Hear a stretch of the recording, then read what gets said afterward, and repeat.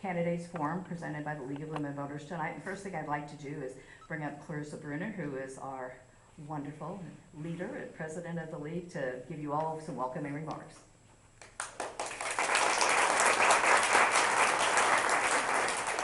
Wow, it's so nice to see everyone out this evening. We're just so glad that everyone is out for the Candidates Forum.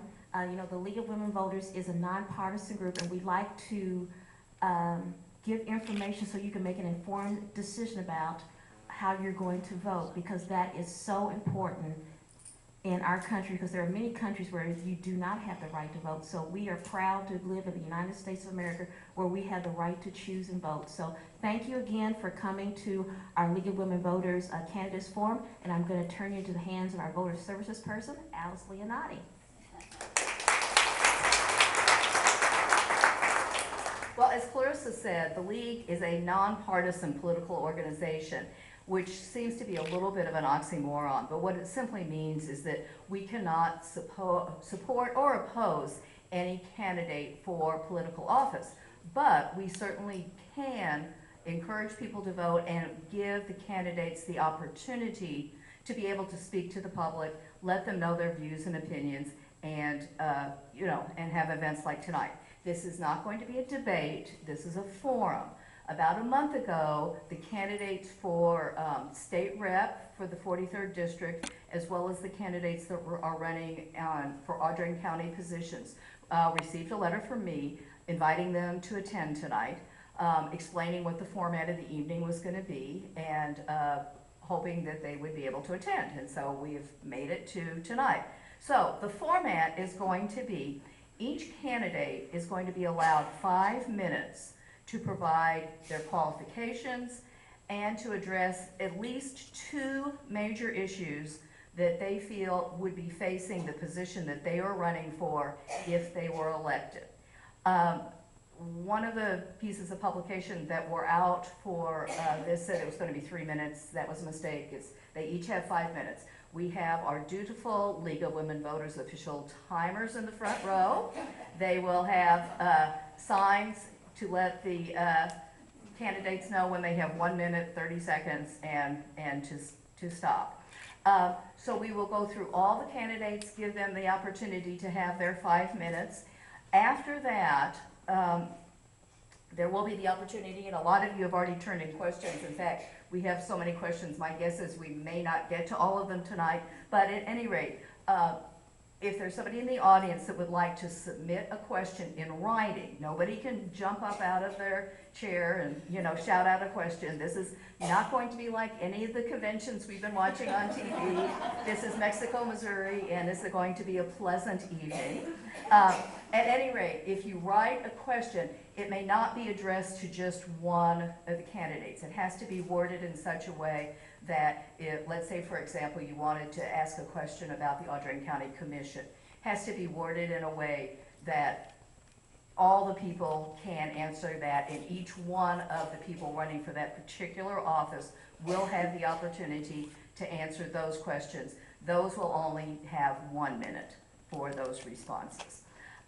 So, moving right along, I would like for candidates for the 43rd District that are running for the 43rd District to please come forward.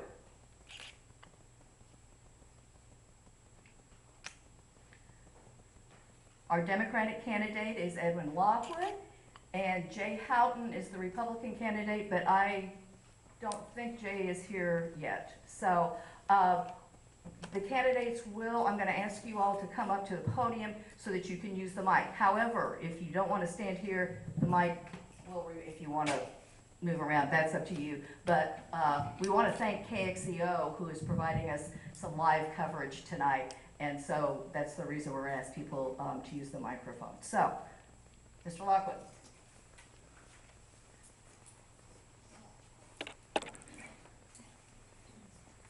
I would like to thank the League of Women Voters for hosting this and for the great turnout. My name is Ed Lockwood, and we're a Democratic candidate for District 43. District 43 is all of Audrain County and northern and eastern Callaway counties. And I do live in Callaway County, down by the falls. Married to Lori. We have 4 wonderful children, one of whom is with me tonight. This is Simone over here taking pictures. And it's been an interesting career and life getting to this point. Like a lot of students today trying to pay for college, things haven't changed much in 35 years. Pull that mic up in front of you a little better, would you, please? Sure. Is that better? Yes. Okay. So in 35 years, things have not changed much. It was a struggle to pay for college back then. My parents weren't able to help much, so I worked a factory job, worked nights, and went to school during the day. That gives you a good appreciation for your education when you have to really work hard for it. It is a concern today in paying for it. There's a lot of student loan debt, much easier to get. Back when I went to college, student loans weren't such an in thing. So it's a real issue coming up for these people to get jobs and to be able to pay for these loans. Our recovery rate, our economic recovery since the recession, we've lagged in the bottom tier of states at 1.2%. So, there's not jobs out there. If they are, they're not good paying jobs that these kids can pay back their loans. So it's a real concern. It's something we have to work on.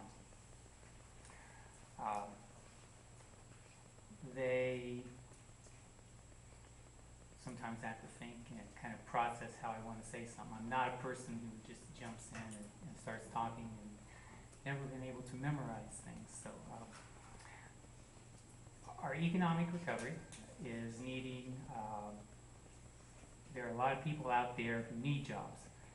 We hear that the unemployment rate is low, but that's not necessarily because people found jobs. They've kind of dropped out. They haven't found jobs, and they've given up. So we need to work on creating those. I would like to emphasize on a couple of ways that we can help improve our economy, help improve getting the money to pay for things. There's so many issues facing this, not just two. We have funding the schools, we have funding our roads, but one of the big ones I see is ethics reform and transparency. So many politicians and people in these positions have had so much money flowing into them that they're beholden to these people, and so they vote for their special interest. So we've got all these special interests who get loopholes and who aren't really paying their fair share. They're getting the special treatment, and that leaves us, the normal, regular people, who are carrying the big burden. So if we can cut down on some of these loopholes, get some ethics reform, some transparency, I think other solutions will start working themselves out. I just saw last week that one of the candidates for governor got a $2 million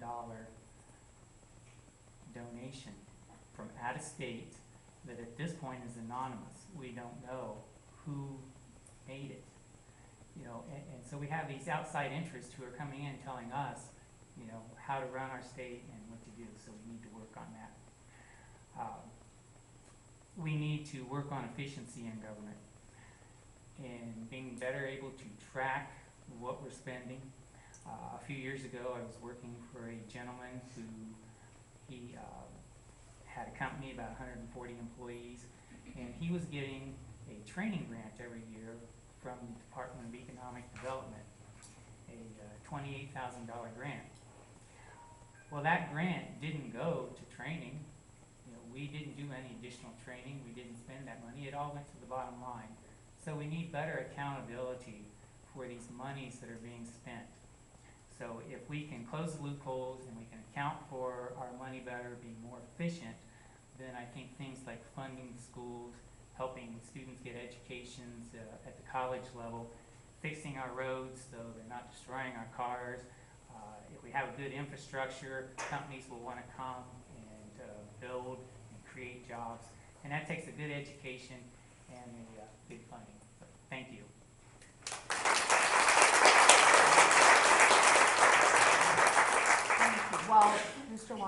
speaking. Did Mr. Houghton come in? Okay, then we are going to move on to the candidates for county commission, and we have quite a few of them this year, which is wonderful. So I'm going to ask all the people that are running for county commission to just come on up and grab a seat up here, and that will kind of save us a little bit of time going back and forth. So if you are a candidate for county commission, just have a seat. We need to put them in the hot spot.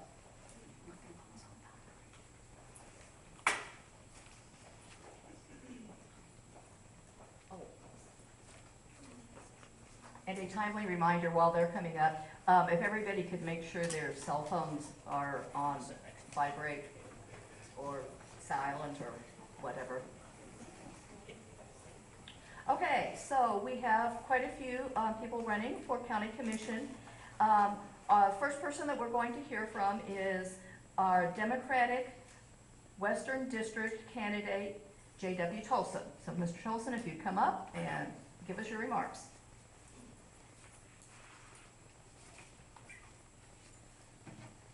Good evening, everybody. I want to thank the League of Women Voters for the invitation to be here this evening. Tell you a little bit about myself. I served 4 years in the U.S. Air Force. 1 year of that was in Iceland. I could have went a lot of places. I liked it better, but I didn't have a choice. I served 23 years plus at the Mexico Post Office, and I served 12 years as Audrain County Presiding Commissioner. For some reason, I decided to retire. Now I want to go back to work. During those 12 years, I served a lot of responsible positions both in and outside of Audrain County. Served 12 years as chairman of the Audrain City County Health Unit. I served 4 years as chairman of the Mid-Missouri Council of Governments. I served on the Private Industry Council as spokesman for the elected officials. I served on a panel with the Missouri Highway Department. That panel was made up of one county commissioner, that was myself, engineers from the private sector, and members of the highway department.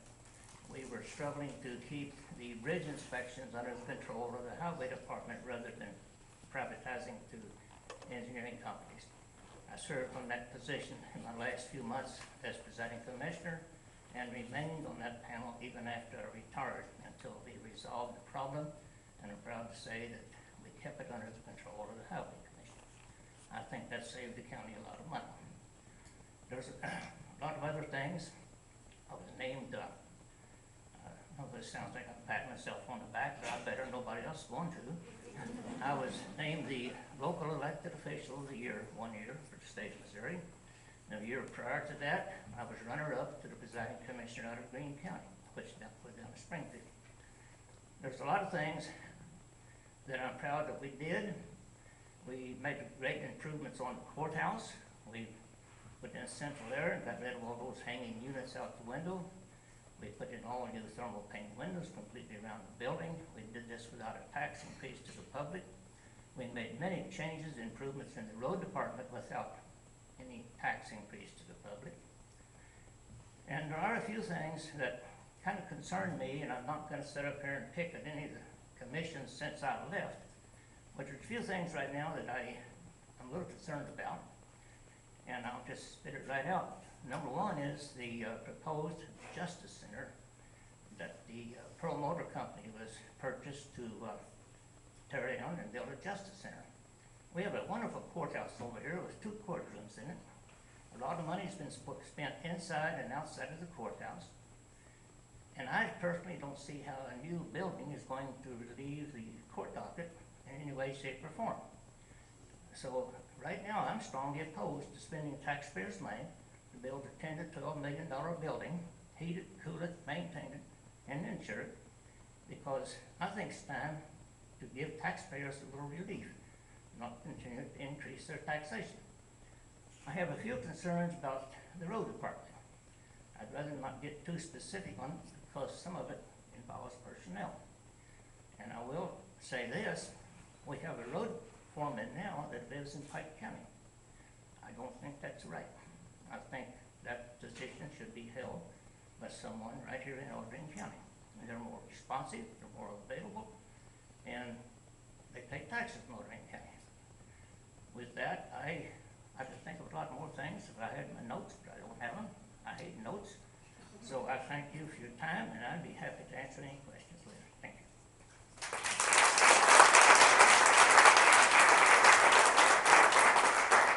Thank you. Our next candidate we'll be hearing from is also for the Western District and the Democratic ballot, and Mr. Mike Rose.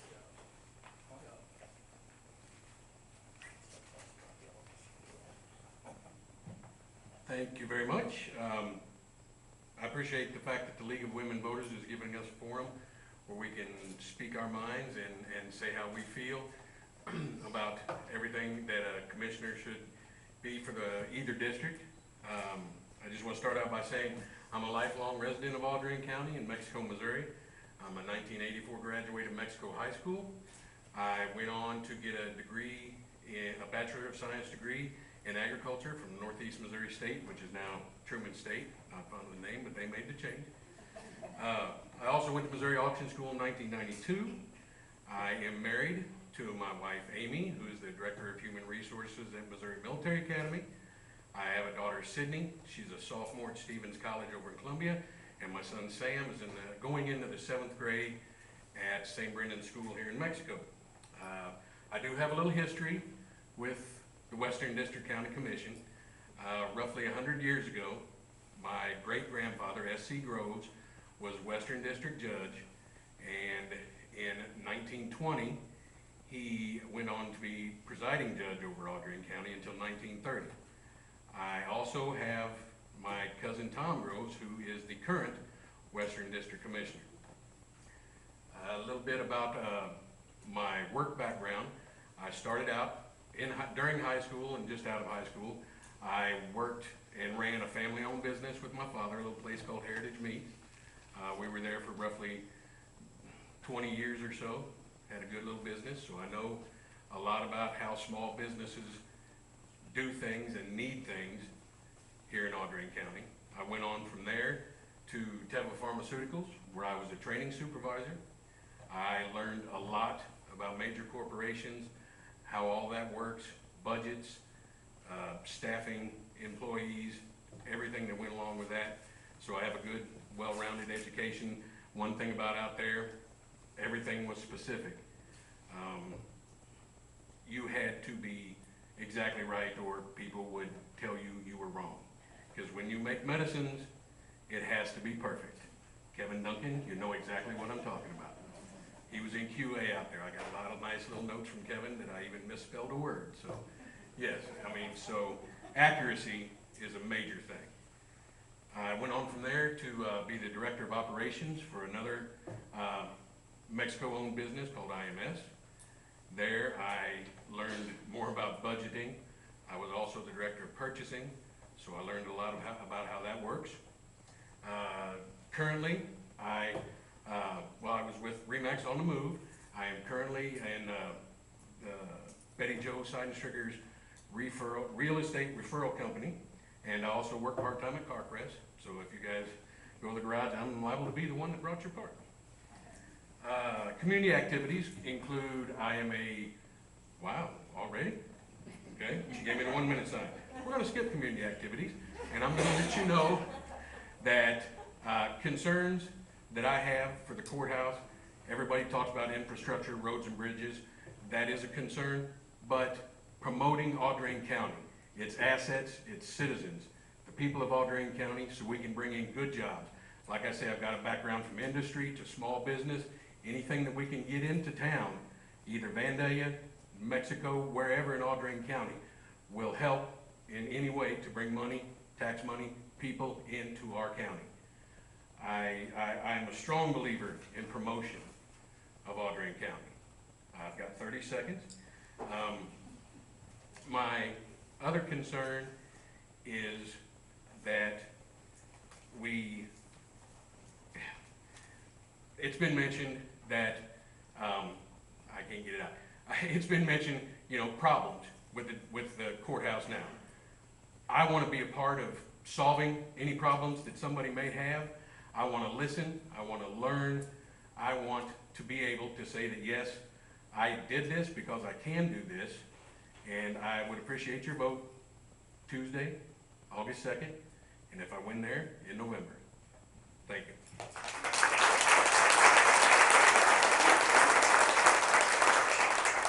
Okay, continuing with the Western District Commissioners on the Republican ticket, our first candidate that we will hear from is Tracy Graham.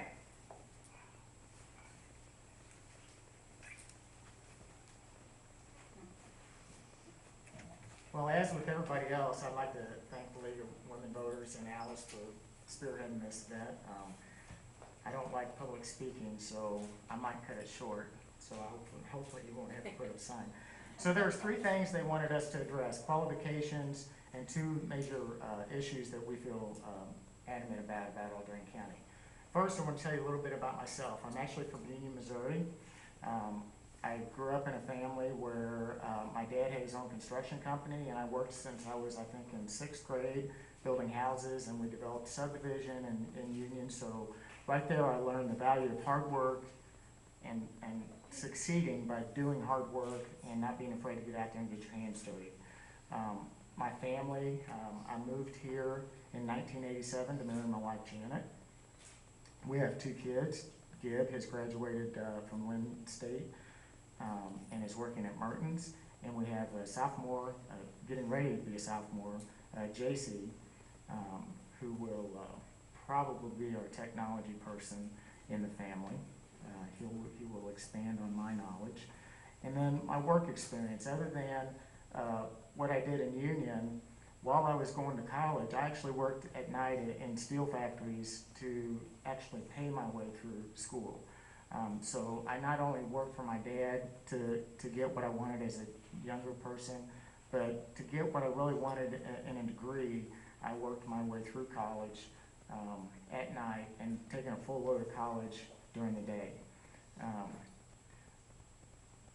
Part of the other thing that I think qualifies me for this position is the many volunteer hours I've committed to in Mexico area.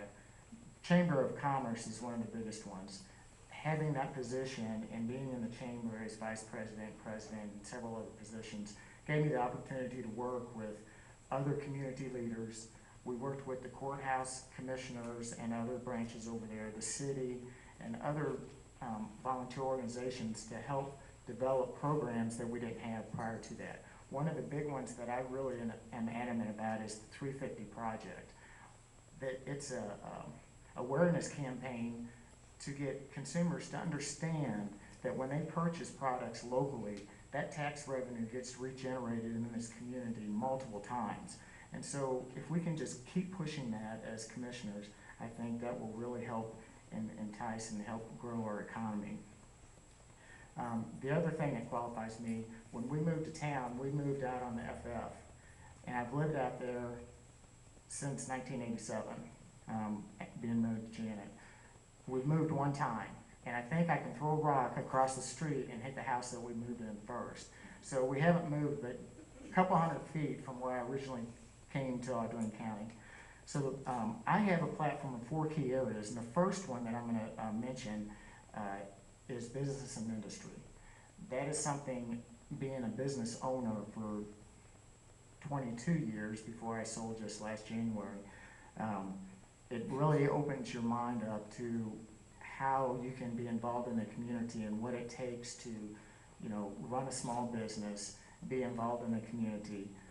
And in that capacity, we worked with small business, education, the governments in the mid-Missouri area. So I have a lot of experience with working with other entities other than just the government, but with education facilities. And if you don't know, Audrain County actually has 9 school districts that receive tax revenues from Audrain County. So if you didn't know that, that's something to be aware of. So when I talk about education, I'm not just talking about Mexico Public Schools or Vandalia or R6. There's 6 other school districts that we need to look out for in Audrain County, and that's very important to me. So business and industry, something that we can really push is, if you haven't heard, Missouri Department of Transportation has approved monies for the Champ Clark Bridge in Louisiana. With that, we really need to pursue the 54 corridor. That will open up a whole other avenue of business and industry being able to transport their products throughout Missouri and the rest of the northern part of the United States. A perfect example of that is Soft Surroundings. They came here because of the locality and because of the loyal workforce. That was a quote right from the president of Soft Surroundings.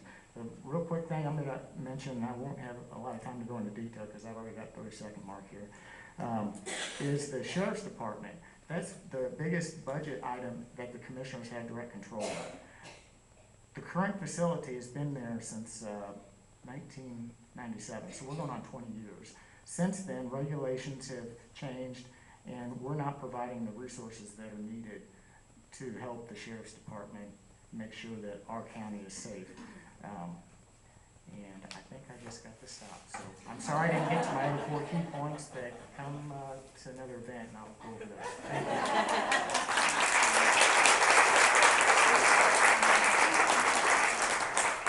Okay, and our other Republican on the Western District side is John Ogden.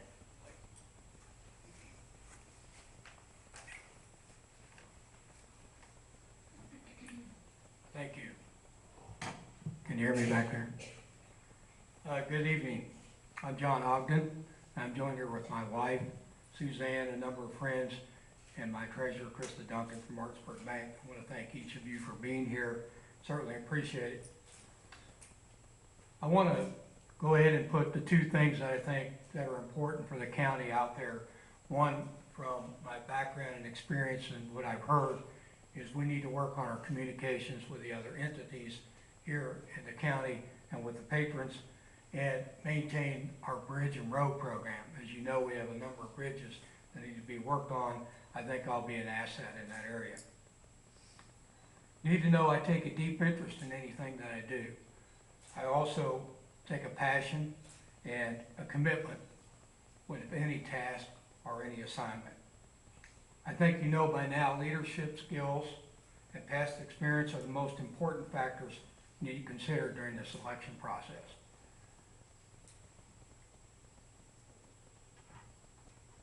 I got a problem. But at the end of the day, one of the most important things I think the county needs is they need someone who's a problem solver. You know, I think you have a lot of problem solvers at the county, but I don't think having one more at the commission will hurt. A little bit about my skills and background. I have a record of leadership. I am the most recent past Special Road District 13 Commissioner for Audrain County. I have a 4-year business degree from Columbia College, where I majored in business and industrial psychology. 38 years with a Fortune 1000 company called A.B. Chance Hubble Power Systems in Centralia. I am a U.S. Army veteran, and I know what hard work feels like. As a young person, I worked on farms, I hauled hay, I drove equipment, I worked in the meat packing industry, so I know what it feels like to do a hard day's work. Over the years at A.B. Chance, I was promoted to a number of supervisors positions, and I became HR manager, plant manager, training manager, labor relations manager, where I negotiated contracts internally and externally for the company, and eventually became a senior manager for the platform, where I had oversight for 7 locations in the United States and Centralia. I worked for Atwell Montgomery Law Firm in Columbia for 4 years, where we did defense work and workers' compensation for some of the largest companies here in the state of Missouri, and I also worked with some of the largest national and international insurance companies. I own my own HR and safety consulting business. So with that breadth of experience, I think I bring a number of things that might help the county. How can I help the county achieve their goals and objectives? Become an asset to the team that's already in place. But I gotta tell you, I would respectfully challenge any status quo, any circumstances that need to be challenged, but I would do that professionally and with the team spirit. You know, strong leaders don't just know the essentials of the job. They learn from the job. But be always willing to learn from the job. And one of the ways I think you can share with me, if you've ever trained someone, worked with someone, been a supervisor or a business owner, while you're training that person, you found out that they know something you don't. One of the most honorable things you can do is take what they taught you, bolt it onto what you know, and become a greater asset to your organization or business. I've always done that. I believe in it as a principle and will continue to do that. I think another important thing leaders do, they study facts. I believe in facts. I believe in the details. Has the skills to develop an action plan and also determined to reach positive results. Many people can study facts. Many people can develop an action plan, but it takes a different level of experience and knowledge to bring the right people together to drill down to solve problems and get the best results. Two things I want you to do, if you haven't done, is research who is ready on day one and who will listen throughout their tenure to reach the positive results using their skills of readiness and experience. I think I am that candidate. I appreciate the opportunity to be here tonight, and we appreciate your vote on August 2nd. Thank you.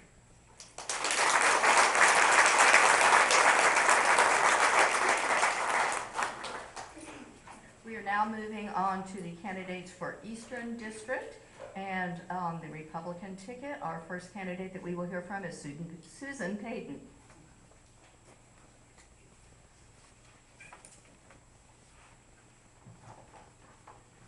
Thank you. I am Susan Payton, running for the Eastern District County Commissioner. I am a lifelong resident of Audrain County, and I've had a passion the last few years to run as a county office. With the retirement of our current commissioner and my recent retirement, I feel like it is the perfect time to step up. I know there will be challenges along the way. There's a balanced budget each year. Economic growth and development is always important for any community to survive. And keeping our county on solid footing and maintaining and improving our roads and bridges will be an utmost important also. After 28 years of employment with the Missouri Veterans Home in Mexico, of which the last 15 years I served as their supervisor of volunteer services, I enjoyed working with the veterans, co-workers, individuals, volunteers, organizations on a daily basis. With my past work experience, I feel will benefit my position as your commissioner. My everyday duties included working with the veterans and for the veterans, which involved working with the Assistance League, keeping their budget balanced each year, fundraising events, soliciting for donations for special projects, grant writing, and lots of contact with individuals and organizations, as well as volunteers and supporters of the facility. We averaged well over 100,000 each year in donations during my time in the position. I implemented the annual golf tournament, the annual poker run, and taking veterans to the schools to read to the students. I'm married to Walter Payton for almost 38 years. We have 3 children. Jennifer and her husband Jeremy and their son Ross live in Yakima, Washington. Eric and his wife Kate and their children Owen and Addison live north of Mexico. Elaine and her husband Brian and their children Chase and Carter live in Fulton. My parents are Ronald and Virginia Baker. Have several community involvement. I'm a past 4-H member, volunteer leader, and Audrain County Fair Board member. Currently, I'm a member of the Mexico Elks Lodge 919. I'm an elder at the Clerk of Session at the Bethel Presbyterian Church. I'm a treasurer at the Mexico Noon Lions, president of the Mexico Altrusa. I volunteer at the McMillan Elementary School. I'm a member of the Relay for Life Steering Committee and several subcommittees. Also a member of the the Audrain County Shelter Resource Coalition. As I campaign these next few days, meeting the residents of the county, I will encourage them to think about the candidates before they vote. I've lived in Audrain County all my life, worked at the same facility for over 28 years, with the past 15 years as their supervisor volunteers, writing grants, planning fundraisers, soliciting for funds, well over 100,000. to make life better for our veterans each day and in the future. I will encourage each one to go out and to remember to vote the right way on August 2nd. Vote Susan Payton. I look forward to serving the residents of the county during the next 4 years as your Audrain County Eastern District Commissioner. Thank you.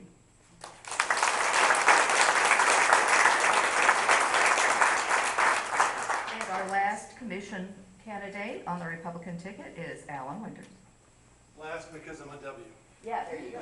I know I'm gonna run out of time, and you've heard all of the candidates thank the League of Women Voters, but I'm gonna use about 5 seconds and ask you all to join me in thanking these ladies that have put this forum together tonight so that we could hear from the candidates. Thank you very much. Okay, it's a pleasure to be here. I grew up on a farm east of Ladonia, and I live on that farm today.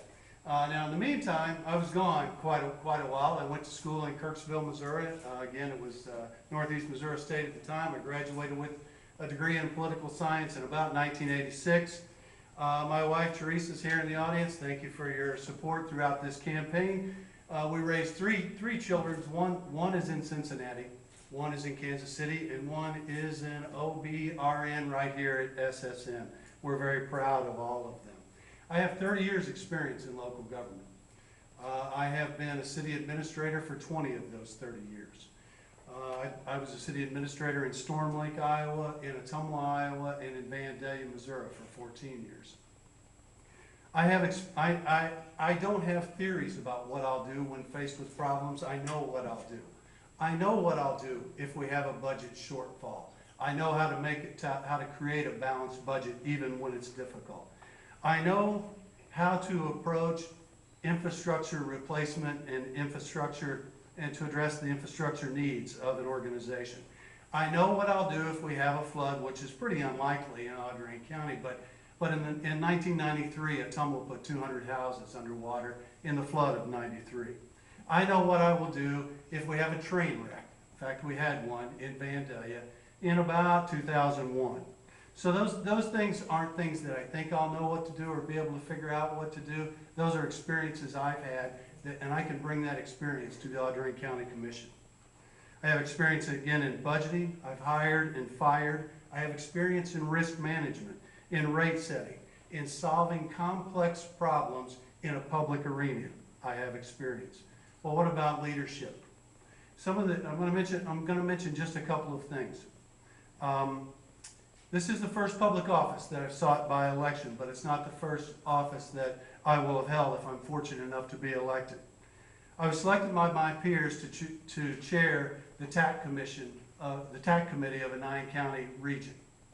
I was selected by my peers to chair a statewide organization called Missouri Intergovernmental Risk Management Association.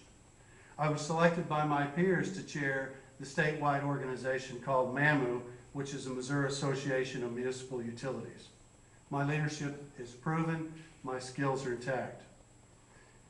What about issues? The first issue, I think, and you've heard it mentioned here tonight, the most important issue that we face is economic development. And economic development is one of those things that's very easy to say, very difficult to quantify. People try to quantify it in terms of population loss or employment numbers and those sorts of things. My vision of what the county commission needs to do, and frankly, I think they've done a pretty good job of it over time. I only want to add to those efforts. My vision of what the county commission should do is work every day to make economic development a priority every day, to see every decision we make through the lens of how that will affect the long-term economic prosperity of our community, our county, and our residents. The second priority I would have would be economic development. The third would be, have I mentioned, economic development. I think that's the top thing that we need to be working on. Now, I think I know the voters of the county said infrastructure replacement was important when they passed the levy for small structures. So if we're going to listen to the voters, and certainly that would be something I would want to do, then that infrastructure replacement that we've been told is very important. We probably didn't need to be told. We know it was very important. I'm getting signs thrown at me. I must have talked really fast, but that's good. I think I'm gonna make the 1 minute. We've raised money for this campaign, and we have spent money on this campaign, and I'm proud that we were able to spend over 95% of that money right here in Audrain County. We raised it from Audrain County. The people of Audrain County invested in the campaign, and again, very proud that we were able to spend that money right here in Audrain County. I grew up on a farm. This is an agricultural county. I grew up on a farm. I understand the risks. I can't call myself a farmer. My dad was a farmer and he's passed. But I live on a farm. My mom and I try to raise we have a small herd of cattle. I believe that I have the skills, the experience, and the perspective to do this job on day one. I'm ready to roll up my sleeves and get to work, and it's time to stop. I'm asking for your vote on August 2nd.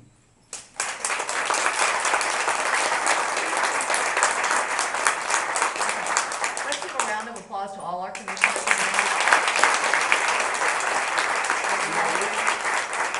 You all can move back out to the audience for a while. Next, we're going to hear for the candidates that are running for the sheriff position. So if you two folks would come forward and assume 2 of the chairs up front.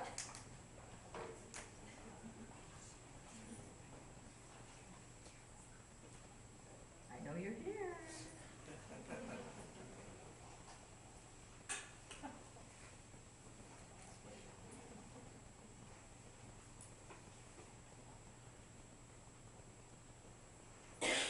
Any place. And first we will hear from, on the Democratic primary ticket, Mr. Chad McDonald.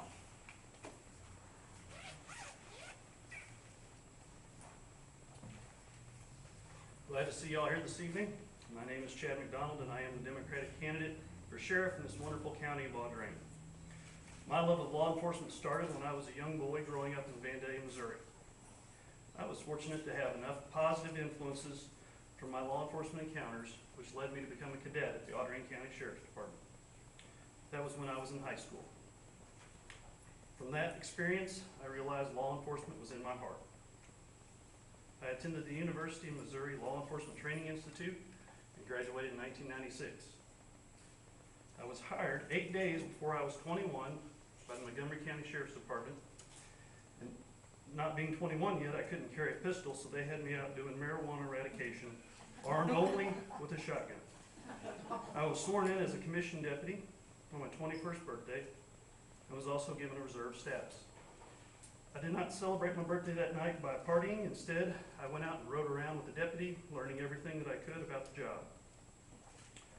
Within a couple months, I was promoted to chief jailer. I was in charge of jail operations and prisoner transport. Additionally, I worked in the courthouse security. This was during the time when Montgomery County was building their new jail. I worked with the commissioners and engineers during this process to make sure everything went as planned. My average workday was 8 to 4 during the day as a chief jailer, and then I would get in a patrol car and ride with the deputy, learning the road and fulfilling the FTO program. The following spring, I was promoted to being deputy on the road, and I got the joyful experience of being the only deputy on duty from Middletown to the Missouri River. In 1998, Montgomery County had money issues, and they could not pay us for over 6 weeks. So being an impatient young man, I transferred over and went to work for the city of Wellsville full-time.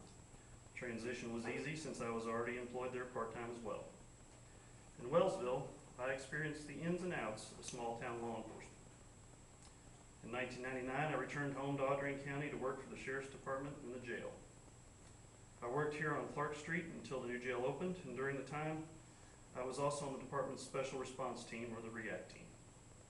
In 2000, I left the sheriff's office and took a hiatus from law enforcement for 5 years. During this time, I established my family and I worked at different jobs. This experience allowed me to understand that the only true calling I have is law enforcement. I returned to the Audrain County Sheriff's Office in 2006 as a reserve deputy. In February 2007, I was hired full-time to the Mexico Public Safety Department, where I've been employed 9 years as a full-time firefighter and police officer. With the retirement of Sheriff Miller, I would like to offer my services to Audrain County and serve you in the capacity of sheriff. If elected, I know there will be many issues I will face.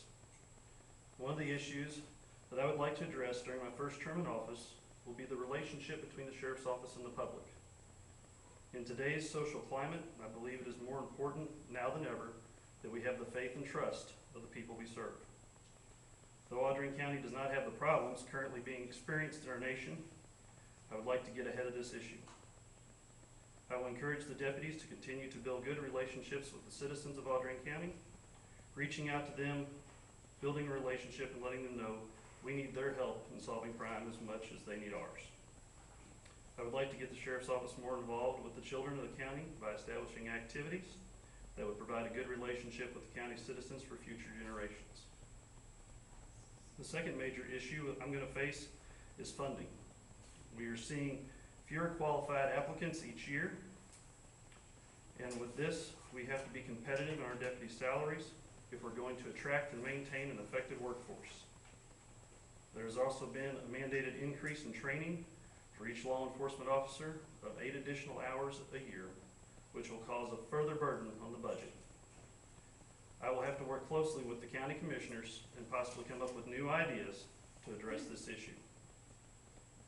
In closing, my family settled here in Audrain County 162 years ago. This is where I'm born and raised, where I'm living now with my beautiful wife Debbie, who's an RN who works at Fulton, the state hospital, and it's where I choose to stay. I would like to put my love of law enforcement and diverse background to work for you as Sheriff of Audrain County.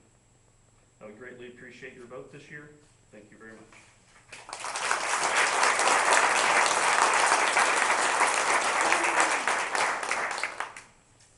And on the Republican ballot, we have the sheriff's candidate, Matt Aller.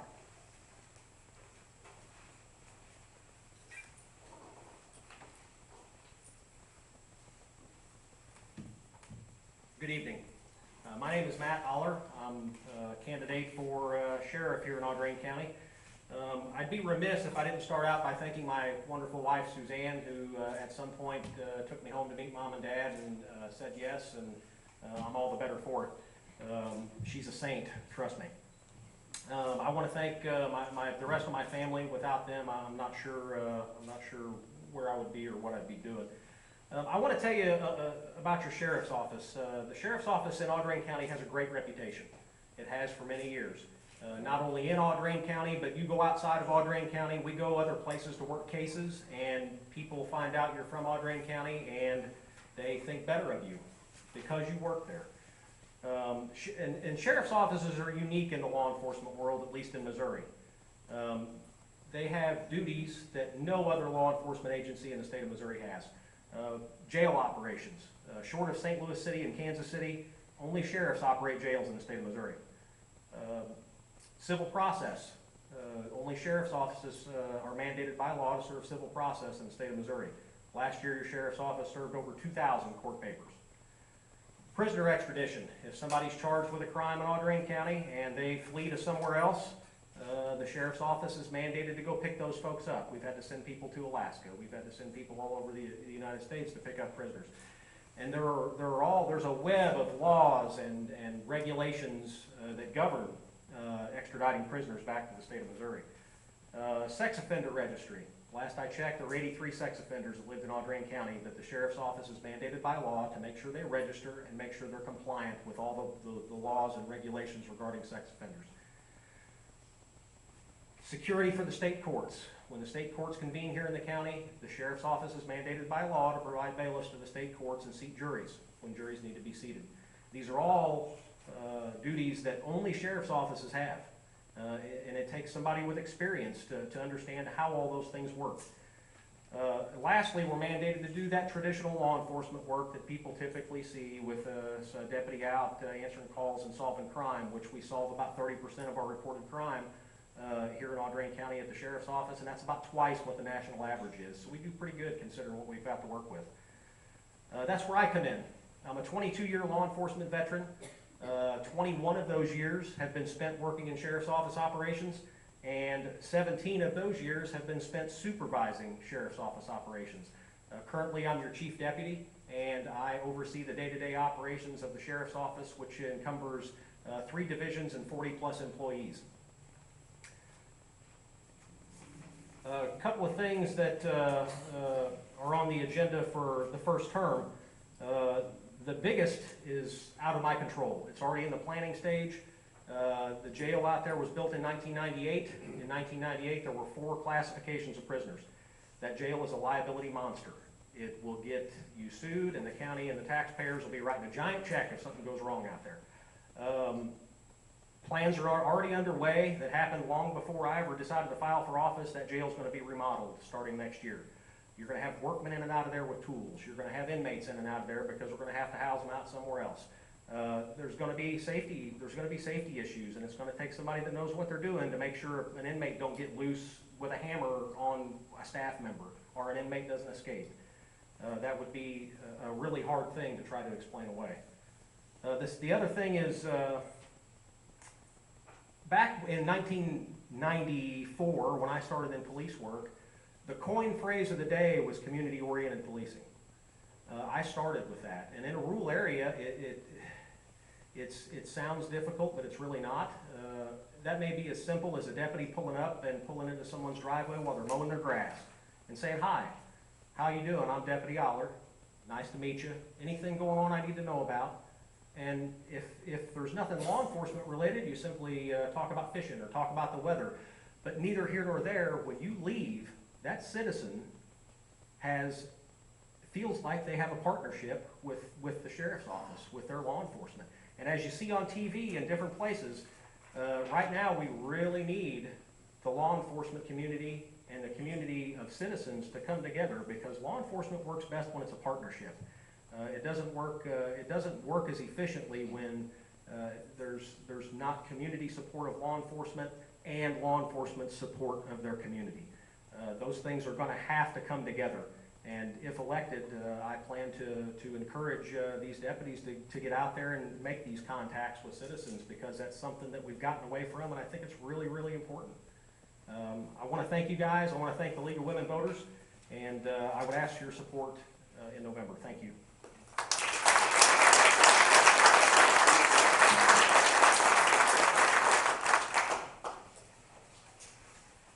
We have our county assessor, and you may return back to the bad parts of the building. Melissa Maupin is running unopposed this year, but has graciously been willing to come and speak and tell you a little bit about herself and her office so that you can be more informed about what's going on with the assessor's office, one of our favorite places to be. Thank you. I also would like to thank the League of Women Voters for having me tonight. I am running unopposed this election season, and I appreciate your support that you have shown me in the past few years. There are a few things that are new over at the assessor's office. If you haven't been in lately, we welcome you to stop by and check our new office out. The commission did remodel it last year, and we're very pleased with the outcome. We also have a new website that, if you've ever wondered what your personal property taxes are going to be in December, you can go to our website and it will give you an estimate of what those will be. I do have little business cards with the website on it. If you would like those, come see me afterwards. I'd be happy to give those to you. Or you can call the office and we'll be happy to let you know what that website is.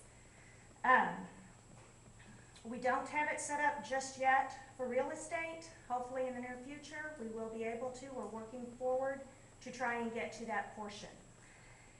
We are getting a new website. Commissioners opened bids a couple weeks ago. So if you ever go to our website now, it's going to be a little bit different. There will still have the mapping on it that you can look at, or you can go to another parcel information page and it will give you information about your house. We're hoping that this works out great for the real estate agents and the appraisers in the county. They've kind of been asking for some of that information. We're looking forward to being able to have that up, and it should be up in 4 to 6 weeks, we're told. I think that's really all that I had that's new right now, but check us out sometime when you're in the courthouse. We'd be happy to see you. Thank you.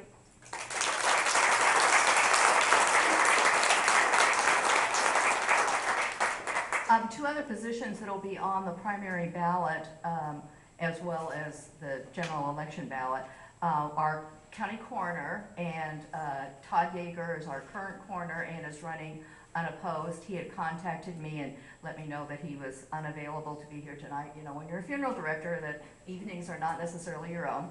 And on the public administrators, the Democratic candidate, and again, unopposed, is Connie Hagan, and she had also contacted me and said she had a conflict and wasn't going to be able to be here tonight, but you know, appreciated the support everybody has given her in the past.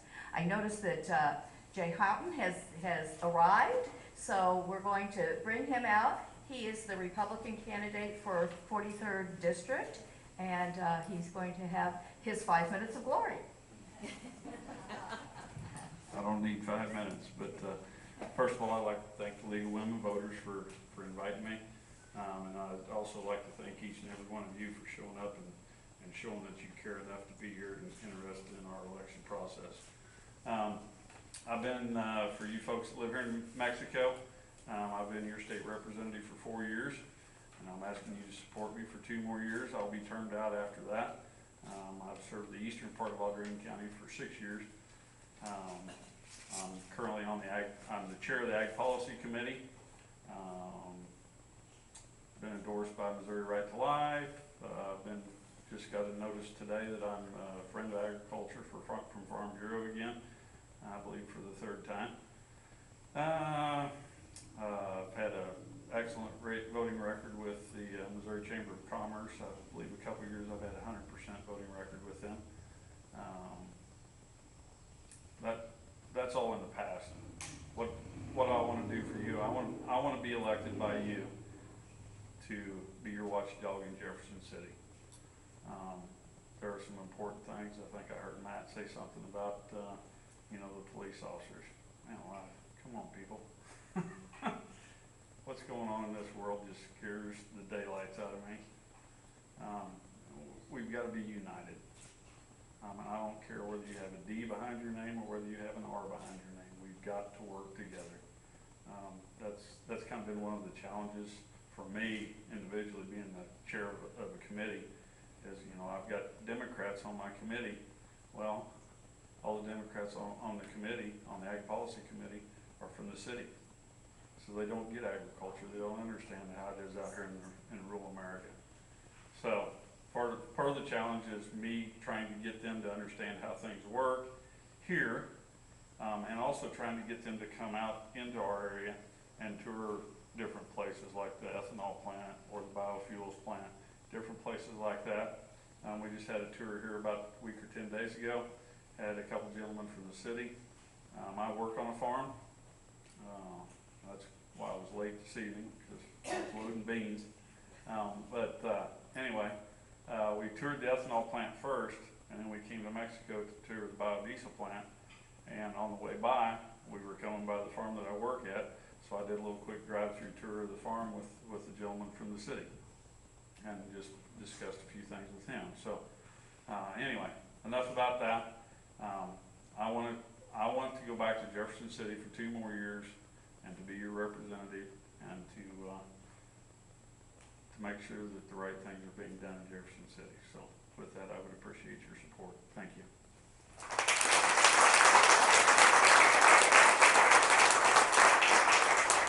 Okay, we are now at the point where we have quite a few questions that have been submitted. Probably we may not have a chance to get to all of them, but I'm going to ask the people that are running for county commission to come back down to their favorite places to sit.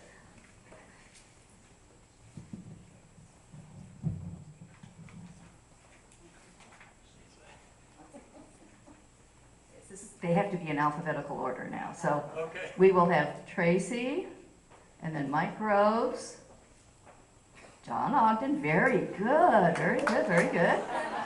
Okay. Susan Payton, wonderful. Oh, look at, aren't these people terrific? All right, now I'm gonna do an experiment here. To see how far this will go, so you don't have to be keeping, we may do some moving. Oh, good, we'll make it that far, okay. All right, so. You're gonna start out, so I'm gonna let you hold this for a second.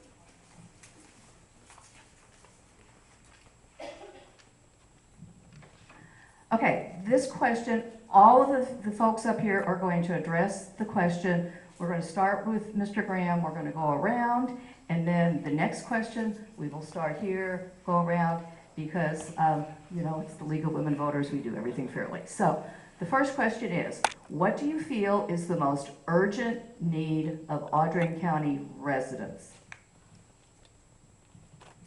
What do you feel is the most urgent need of Audrain County residents?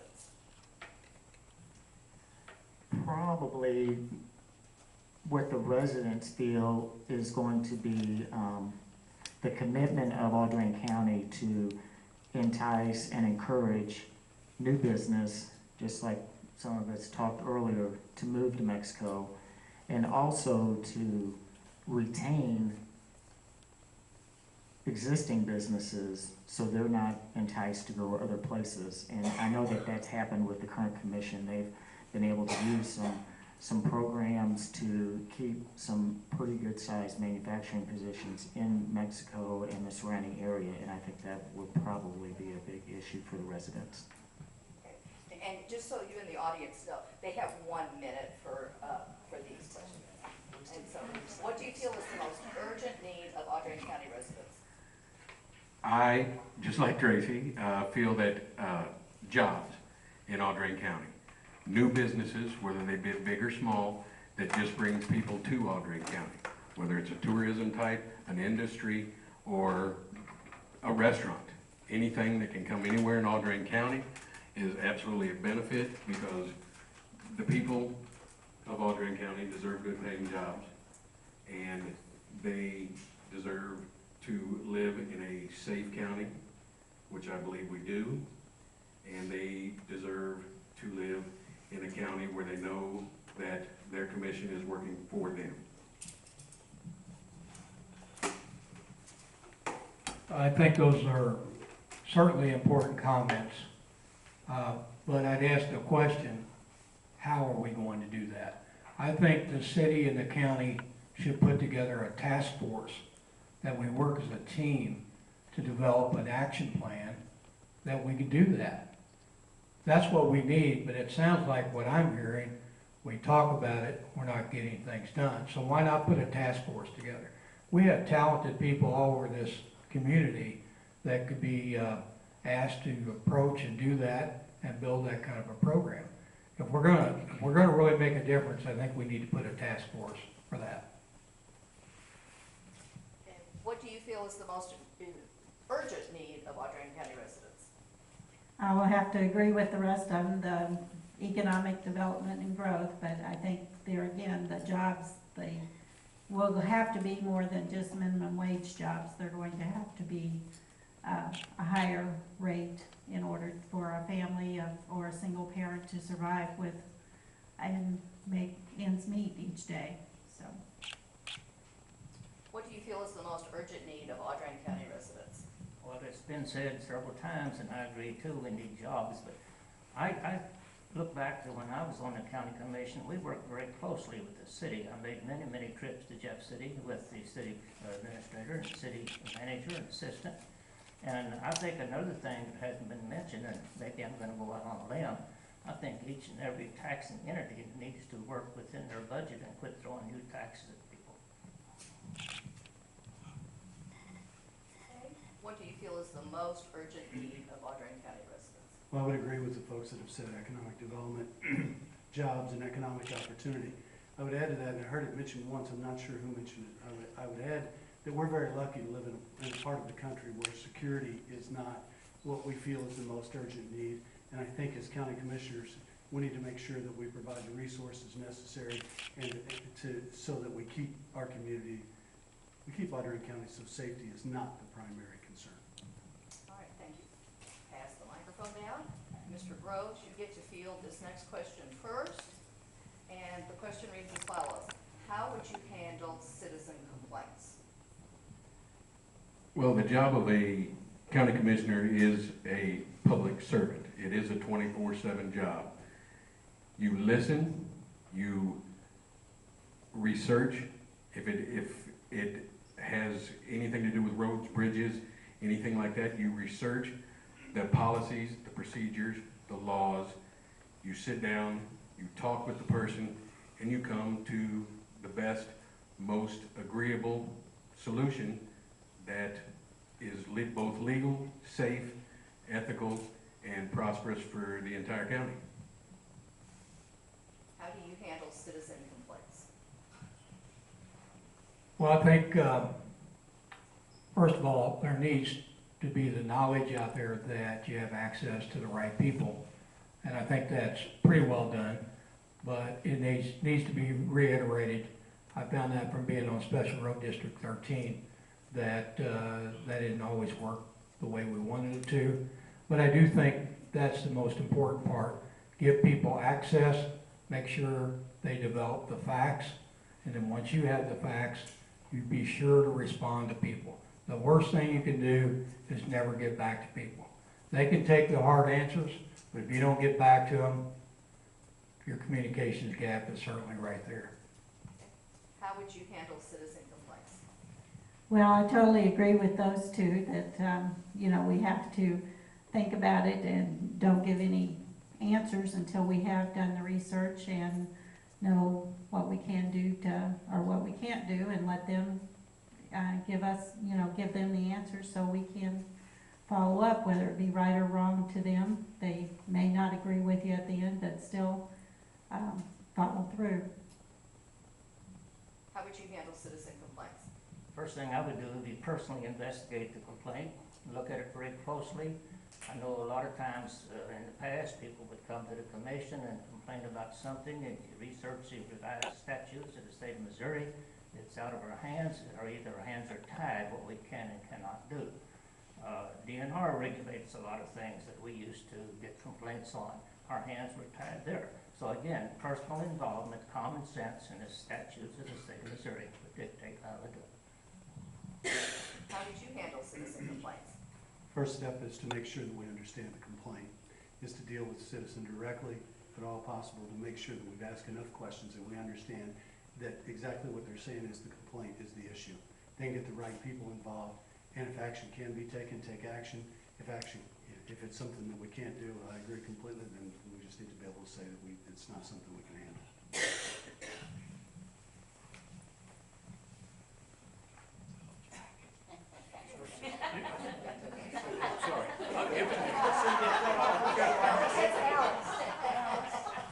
Thank you all so much for letting me speak. Can I talk about my 4 keys that I want to talk about? I forgot the question. How would you handle citizen complaints? Obviously, I think we've all said it. You have to listen openly. But I was very, I educated myself before I decided to run, and there's a limited things commissioners really have direct control of.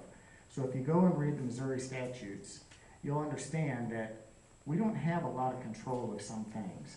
The first question I was asked was, are you gonna lower my taxes? Well, I don't have the authority to do that. So we have to listen, we have to research, and we have to direct the complaint after we totally understand it to the proper department or association that has control of that.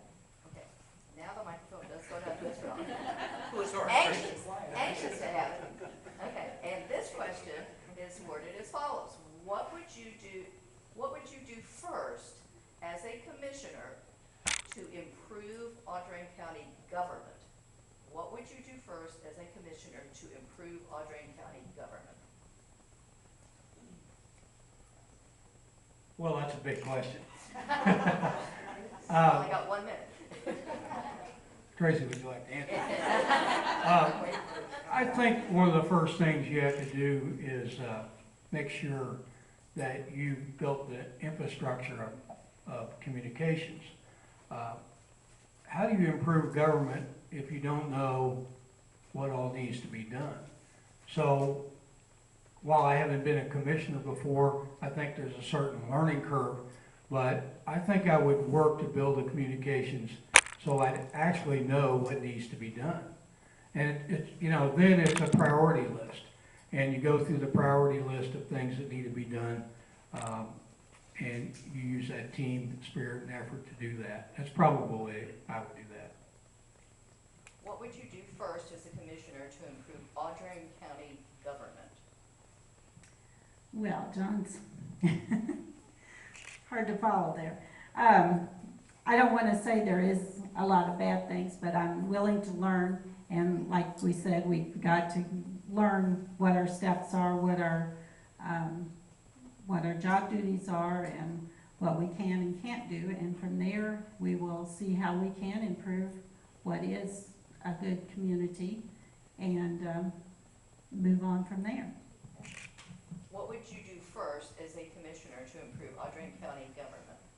Well, I'm gonna comment that I think we have a very good county government right now. I think it's very effective, it's very progressive, but I do think we need to be more available to the public. We need to have maybe public meetings. We need to set up something, but I'll guarantee you, if 100 people showed up for a public meeting, you'd get 99 different ideas how things ought to be done.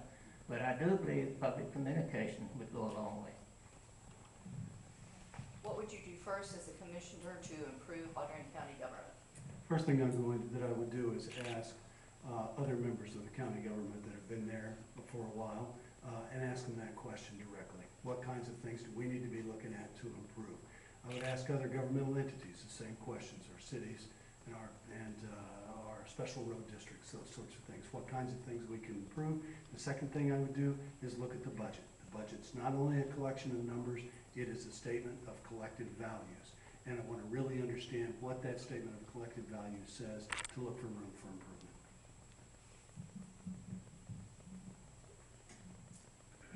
What would you do first as a commissioner to improve Audrain County government?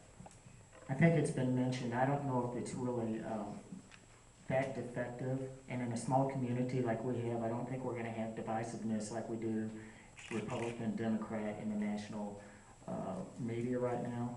But I think the key thing is communication. Communication, you can go back to communication to solve a lot of things. And so if we all listen to each other and think about it, not just within the county government, but work with the communication with the city government, which now is extremely very good, I think that will go a long way.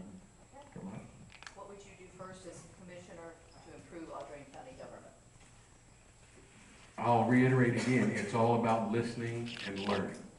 The first thing I would probably do is make myself known to every office in the courthouse and go by and visit with each and every one of them and say, what can we do to make your job easier so you can be more efficient, so you can be more effective. I have heard of no major flaws in anything up there. It sounds like everything from what I hear, the courthouse is run very well. I'm gonna go back to say that there's nothing perfect.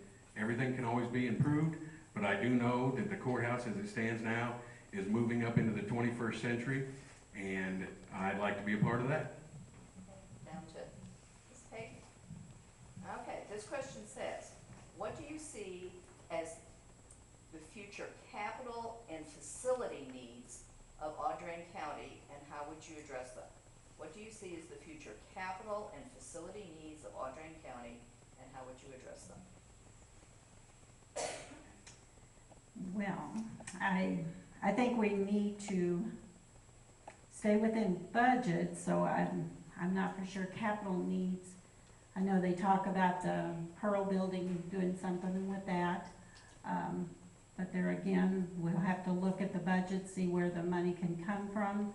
I just feel like I need to get in there and learn where we stand, where the budget is, what we have to work with, whether it be the buildings currently, the courthouse, the Pearl Building, the county jail, everything I think will, eventually need some work from time to time, and especially after 20 years with the jail, we hear that needs improvement.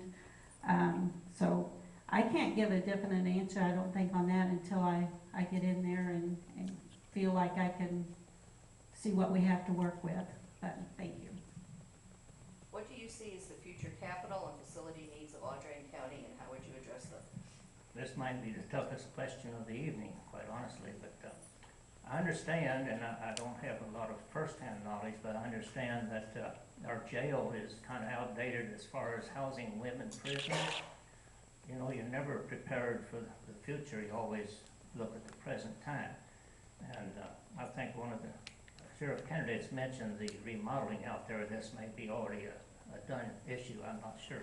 The capital improvements, I'm not going to shoot from the hip here and say something I know needs to be done. I kind of want to get my feet wet. I've been out of it for a while, and you hear a lot of things on the street, but sometimes you want to listen, but then you want to investigate before you put your neck in a noose.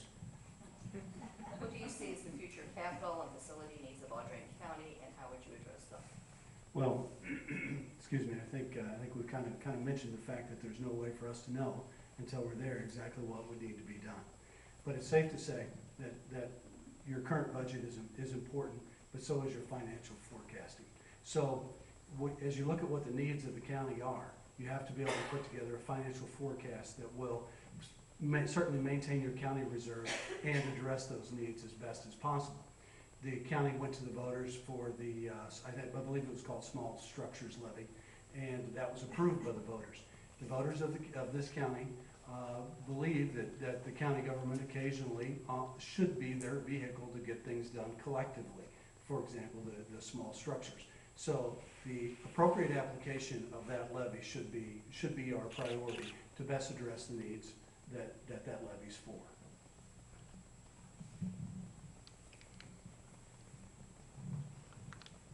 What do you see as the future capital and facility needs of Audrain County, and how would you address them?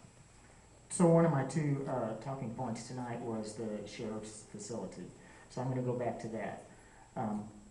Being in the technology business, I worked with Stewart for years and years, actually before they left up here in the corner, and helped them out there. The last few times I've been out there, I was sort of afraid to go back in the back because I was afraid the electronic door system would never let me out. And finding an actual physical key to get the door open is not an easy task. So I think we're going to have to look at budgets, and we're going to have to look at the people's money and see if we can help improve that facility. And also we need to put pressure on the federal and state regulation and reimbursements that we get for those prisoners to at least pay the costs that we're incurring on that. What do you see as the future capital and facility needs of Audrain County, and how would you address them? Well, like a couple of the others, I really don't know enough about it by not being in the position yet. But I do want to say that I firmly believe that the renovation of the jail is needed. I've had several conversations about that. We have to be updated and upgraded and make our facility another top-of-the-line building. Also, with the passing of the bill for the small structures, that is a definite step in the right direction for our future. And I also know that with the completion, I believe next year, of the bridge replacement offset, that's another good step in our future. What do you see as the future capital and facility needs of Audrain County, and how would you address them? Well, I think there's a number of good points. Certainly the jail is an important aspect, and probably without knowing the rest of the capital needs. But one thing I'm a big believer in is graphs and bar charts. If you were really to graph or bar chart the capital needs, I think you would find a number of things we talked about. But from a safety standpoint, since I have a long-standing background in safety and loss prevention, I would say it would be the jail.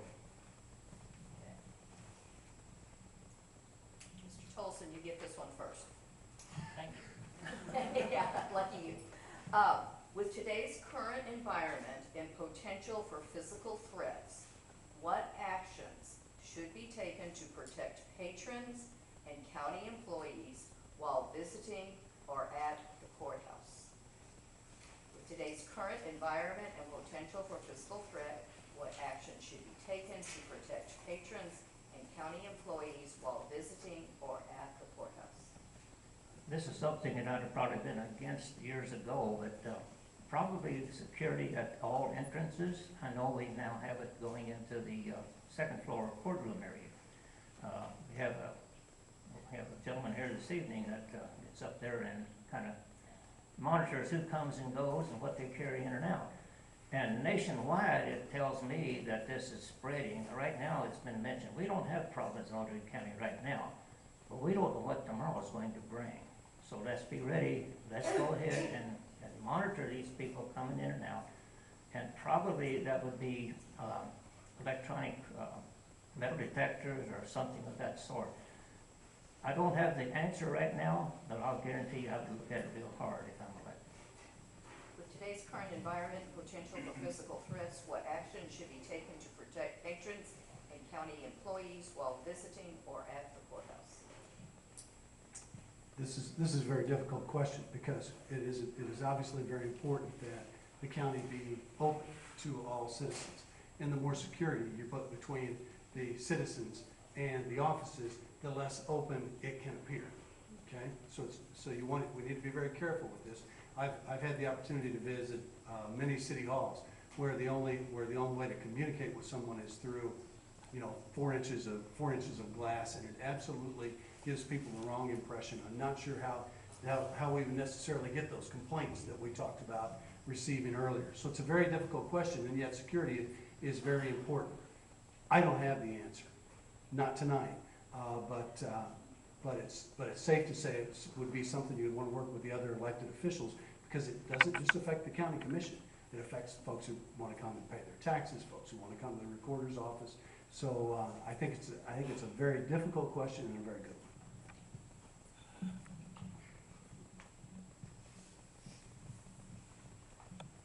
With today's current environment and potential for physical threats, what action should be taken to protect patrons and county employees while visiting or at the courthouse?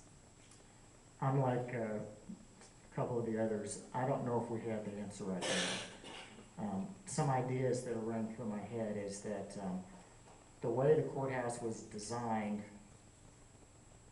back when it was built or rebuilt was not to have the number of cases and traffic going up to the courtrooms as we have now. I've heard Jacob talk about the number of cases they try and the number of people that are going through there, and that becomes a big issue. So if we could somehow maybe separate that division from the regular office and other entities of the courthouse and separate the courts out, that might be one option. But the old building and how you would ever secure that is going to be really difficult. With today's current environment and potential for physical threats, what action should be taken to protect patrons and county employees while visiting or at the courthouse? Well, I, like several of the others, I don't have a solid answer right now, but that backs up to what we had talked about before. That's where you do your research. That's where you do your listening and learning. That's where you come up with a solid solution so that anybody that walks into the courthouse feels safe. And like they say, they want an open door policy. Let's make that happen, but let's make it safe and secure. With today's current environment and potential for physical threats, what action should be taken to protect patrons and county employees while visiting or at the courthouse? Well, I think the potential of something serious happening is probably our most serious condition if it were to happen. I think what we would need to do, we would need to do and get together all our resources. Audrain County is connected to the Missouri Associations of Counties, where they have safety personnel. Actually, we pay a fee to be part of that. They have safety personnel. They have insurance companies that are specialists in coming in and looking at a facility and going through the complete detailed analysis and making recommendations. So the first thing I would do is work with the Missouri Association of Counties, bring their specialist in, bring the insurance folks in that are specialists, and take a walkthrough and develop that first action plan. From there are many resources out there that can help us learn what we need to do to protect our patrons, and also from any active shooters or things like that. There is no foolproof way, as we've already seen. People can do terrible things, but you don't want to be in a position where you've done nothing. So that's what I would recommend we do. And I've seen that done before, and it's unbelievable how many people have the resources and knowledge to come in and help you. You don't have to be an expert at everything. That's what those people are out there for. So that's what I would do. With today's current environment, potential for physical threats, what action should be taken to protect patrons and county employees while visiting the courthouse? Well, I think they've all mentioned it. We need to get our resources together, get our thoughts together, get people in to help us with it, and do the training that we need to do. And we want our patrons as well as our employees all to feel safe when they come in, and go from there. Let's see, down here. And I'm looking at the clock, and we still have quite a few questions for our sheriff candidates. So even though there are some questions that we have not gotten to, I'm afraid this one's gonna have to be the last, so you all get off the hook. I know, it'll be very sad. So this question wants to know, how should the county, excuse me, oh yes, how should the county use the Pearl Motor Building?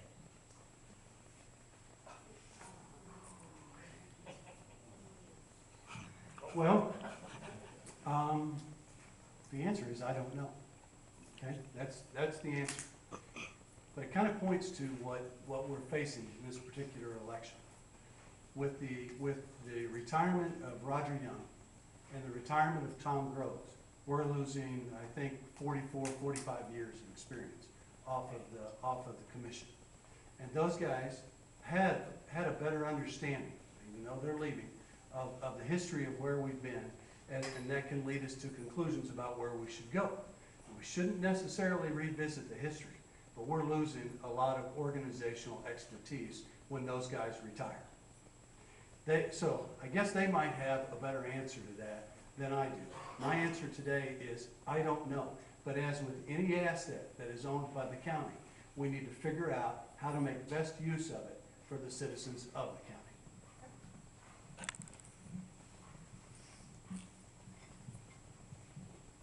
How should the county use the Pearl Motor Building? We can get in the used car business. I don't have an answer for that.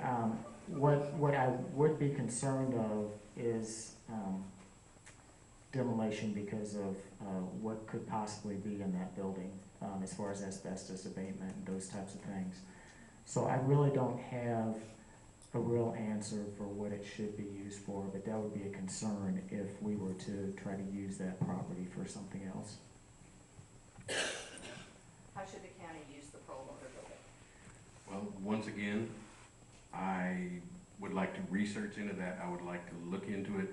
I would like to see other ideas from the existing government, what their plans could possibly be now, what they're thinking about doing with it. Listen to that, come to a good solution that benefits everyone.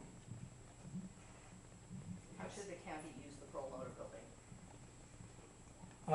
I think the plan was to use it to move some of the possible court proceedings out of the courthouse. I don't have the detailed plans on that. It might work. I don't know that that would be the most efficient use. So I'm not sure. I'd like to know what the plans are. It'd be a lot easier to answer that question if we knew what the plans were for that building. But, you know, it's another expense. When you have another building, you have people going back and forth. You have that risk factor. Somebody could get hit by a car. So I would really have to study that a lot deeper. But right now, I think we'd be probably better off to sell it, and use that money for other business needs. How should the county use the Pearl Motor Building? Well, I have to agree with the rest of them. I really don't know tonight without doing the research and knowing what John mentioned. I know they have talked about the court proceedings, part of that being moved over, but, you know, talking with some of the other people in the courthouse, maybe they've got other suggestions, other needs that may look out better. So we'll just have to research that if I'm elected. Thank you. How should the county use the form? Well, if you gave me 90 days after being elected, I might look at it differently. If I had a vote the first day in, I'd say sell it. And if I could back up just a minute, we have all these second-story windows around the square. I don't care what we do at the courthouse, we're not gonna guarantee 100% safety for people coming and going from the courthouse. All right. These folks are off the hook.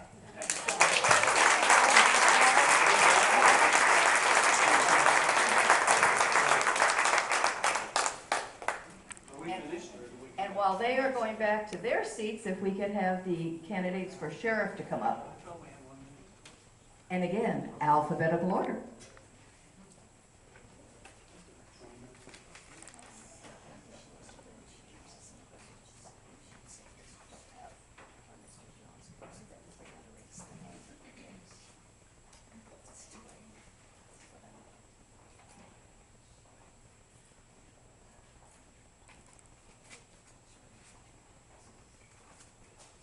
And we have a large pile of questions which we probably won't get totally to, but we're going to start off here, and I'll pass the mic to you. What are your plans to address office safety concerns as well as courthouse security? Okay. We will depend upon the training of the officers already in place to do courthouse security, make sure that they know the protocols that they need to follow. And as far as the office, I believe plans are already in place. There's security glass out there, and things will be looked at if I'm elected, and I'll make the good educated decision when that time comes. What are your plans to address office safety concerns as well as courthouse security? Our office is fairly secure right now. It takes somebody to get you from beyond the lobby into the building, so I don't know what concerns there are right this second, at least from my point of view. The courthouse, on the other hand, I've heard some debate and discussion about that, and being a policeman for 22 years and being in a few different places, I can tell you that courthouse over there is a nightmare for security. If we're going to stay in that courthouse, my personal suggestion and my professional opinion would be to close 3 of those entrances and put a metal detector and security at the only open entrance, and everybody that's going in there to do business has to go through it. As that building is laid out, that is the only way that you are going to get that building secure. And you get to hold the microphone because you get this next question first. We speed through this a little faster when there's only 2, don't we? Okay. Okay, will you be consider having a deputy live in Vandalia? Would you consider having a deputy live in Vandalia? Well, right now there is a deputy that lives in Vandalia. Don Huey is a reserve deputy that lives there. Over the past 25 years, there have been as many as 5 full-time deputies that have lived in Vandalia. Right now, there's one that lives at Farber and one that lives at Ladonia that are currently patrol deputies. So, sure, if somebody wanted to move there, but I find it really difficult to dictate to someone where they have to live within the county. It's a very difficult thing to do, to tell somebody that they're confined to one place when the entire county is at their disposal as far as living. Will you consider having a deputy live in Vandalia? Well, I think my opponent has answered the question very well. I will say this is America, and you're free to live wherever you want. I don't think the coverage of Vandalia and the East End depends upon where someone lives. It depends upon the patrolling and doing the job correctly. So I believe that we'd have to let people live where they want to live. But of course, we'll always encourage people to be patrolling where they need to be. And you get to keep it.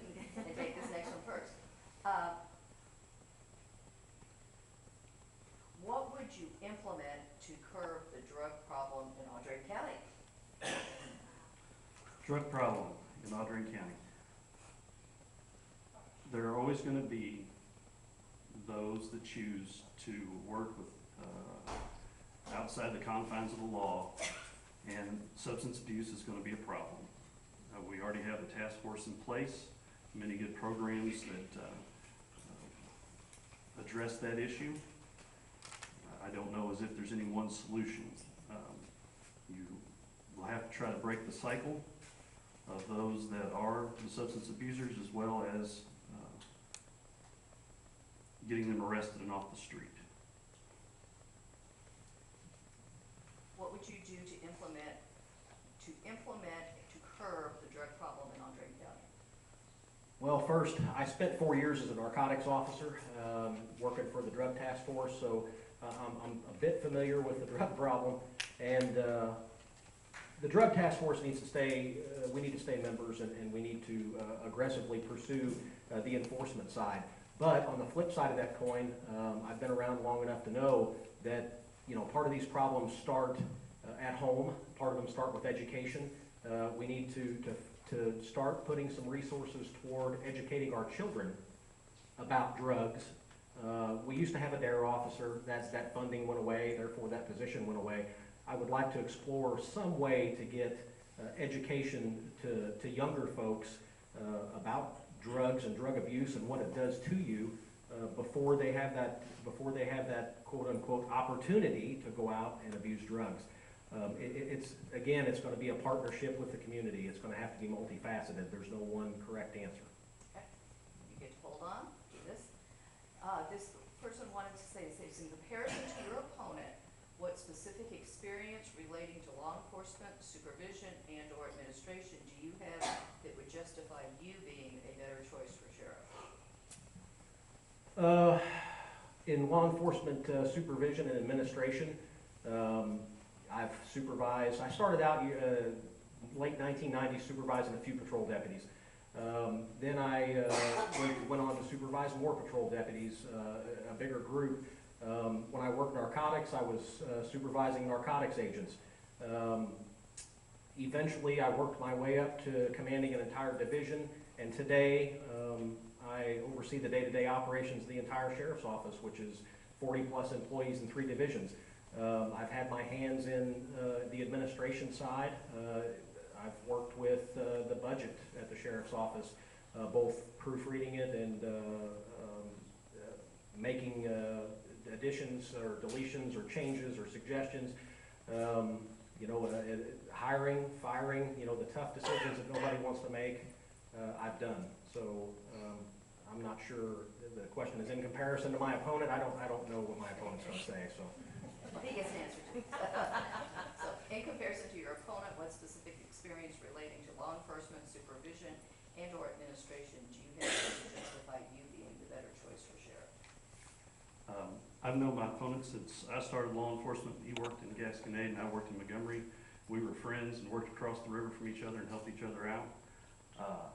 What I would say is that you don't know what you're capable of until you're risen to the next position in life. No one started a job knowing every single thing there was to know about it.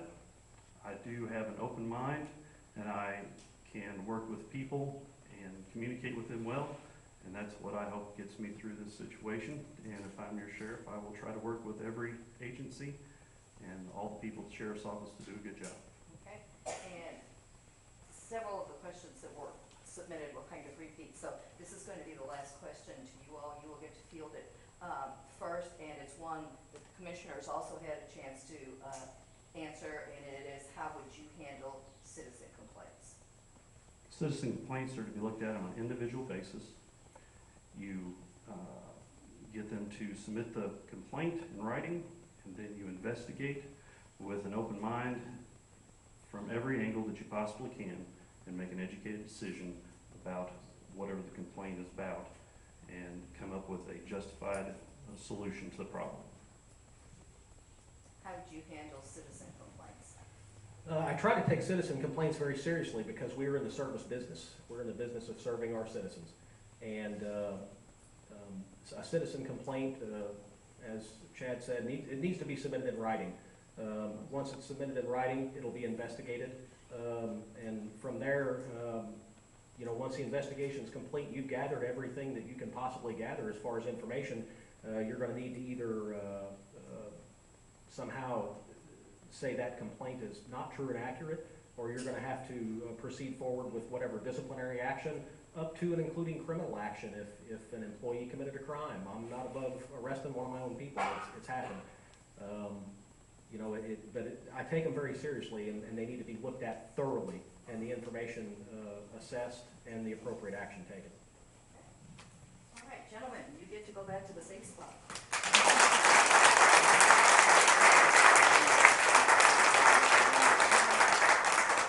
I want to thank again everybody for coming and listening. I kind of wish we had people on the national level here tonight to realize that you can actually have good conversation and problem solving without yelling and screaming and ugliness. So, at any rate, I want to read, there is one more thing that's going to be on the ballot, both primary ballots. There is one proposition for a special levy for the school district, and that ballot issue reads as follows. Shall the Board of Education of the Mexico School District number 59 be authorized to increase the operating tax levy for the purpose of meeting additional operating expenses by 61 cents per $100 of assessed valuation? If this proposition is approved, the adjusted operating levy of the school district is estimated to be $3.9947 per $100 of assessed valuation, and you will also be voting on that when you vote on the primary. The primary is 1 week from tonight. We encourage everybody to get out and vote. If you are not currently registered, you won't be able to vote Tuesday. But if you are not currently registered, I encourage you to register. The cutoff date for registration to vote at the November election is October the 12th, so you need to make sure that is done. Also, as usual, the polling hours will be from 8 a.m. to 7 p.m., and the clerk's office will be open this Saturday till noon for absentee voting. I think that is correct, but she normally is, so I'm going with that. We have a lot of thank yous tonight. First of all, I want to thank all my volunteers from the League of Women Voters. You guys are yeomen, and we couldn't pull it off without everybody cooperating. I also want to thank the coverage for the Mexico Ledger, the Vandalia Leader, KXEO, who was live streaming tonight. I think that's a first for one of our forums, so that's a great new modern technology thing, and we're excited that you are willing to cover things.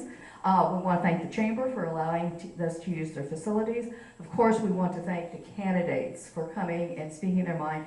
And I just am so impressed with all of the things that we heard tonight, the well thought out answers. I think as a county, we are very, very fortunate to have the quality and the caliber of people that are willing to step up and serve in public office in our county. And no matter how the election goes, I truly, truly think we are going to be very, very lucky to have great leadership in our county. And congratulations to all of you for being willing to step up and serve. So thank you to the candidates. Finally, I want to thank the county clerk's office for helping us out with organization and getting me names of things. We have a plethora of cookies back in the back, so we would encourage you all to visit with one another for a while, nibble on cookies, enjoy the rest of the evening, and once again, thank you so much for coming out tonight.